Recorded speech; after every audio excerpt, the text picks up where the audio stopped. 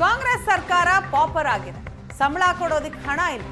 ಕಾಂಗ್ರೆಸ್ ಸರ್ಕಾರದ ಮಾನ ಮರ್ಯಾದೆ ಎಲ್ಲೋ ಬಯಲಾಗಿದೆ. ಬೆಳಗಾವಿಯಲ್ಲಿ ಸರ್ಕಾರದ ವಿರುದ್ಧ ಪ್ರತಿಪಕ್ಷ ನಾಯಕ ಆರ್ ಅಶೋಕ್ ವಾಗ್ದಾಳಿ ನಡೆಸಿದ್ದಾರೆ.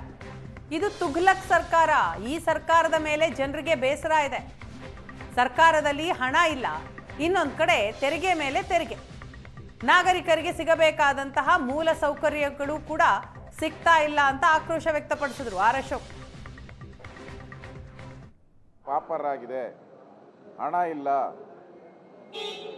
ಸಂಬಳ ಕೊಡೋಕ್ಕೂ ಹಣ ಇಲ್ಲ. ಆ ಪರಿಸ್ಥಿತಿ ಇವತ್ತು ಕಾಂಗ್ರೆಸ್ಸು ಒಂಥರ ಅವ್ರ ಮಾನ ಮರ್ಯಾದೆ ಎಲ್ಲ ಬಟಾ ಬಯಲಾಗ್ಬಿಟ್ಟಿದೆ. ಕಾಂಗ್ರೆಸ್ ಮಾನ ಮರ್ಯಾದೆ ಎಲ್ಲ ಹಣ ಇಲ್ಲ, ಇನ್ನೊಂದು ಕಡೆ ತೆರಿಗೆಗಳ ಮೇಲೆ ತೆರಿಗೆ. ಈಗ ಮತ್ತೆ ಸ್ಟ್ಯಾಂಪ್ ಡ್ಯೂಟಿಯನ್ನು ಜಾಸ್ತಿ ಮಾಡ್ತೀನಿ ಅಂತ ಹೇಳ್ತಾ ಇದ್ದಾರೆ. ಈ ಸರಿ ಬಡ್ಜೆಟ್ ಮಾಡಬೇಕಾದ ಸಿದ್ದರಾಮಯ್ಯ ಎಣ್ಣೆ ತಗೊಳೋರ ಮೇಲೂ ಟ್ಯಾಕ್ಸ್ ಬೀಳ್ತೈತೆ, ಮನೆ ತೆರಿಗೆ ಜಾಸ್ತಿ ಮಾಡ್ತಾರೆ.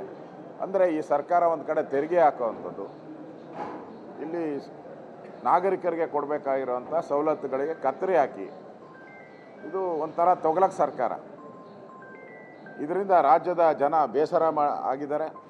ರಾಜ್ಯದ ಜನಕ್ಕೆ ಅನಿಸ್ಬಿಟ್ಟಿದೆ ಈ ಪಾಪಿ ಸರ್ಕಾರನ ಯಾಕೆ ಎಲೆಕ್ಟ್ ಮಾಡಿದ್ರು ಅನ್ನೋಷ್ಟು ಬೇಜಾರು ರಾಜ್ಯದ ಜನತೆಗೆ ಇದೆ. ಕಾಂಗ್ರೆಸ್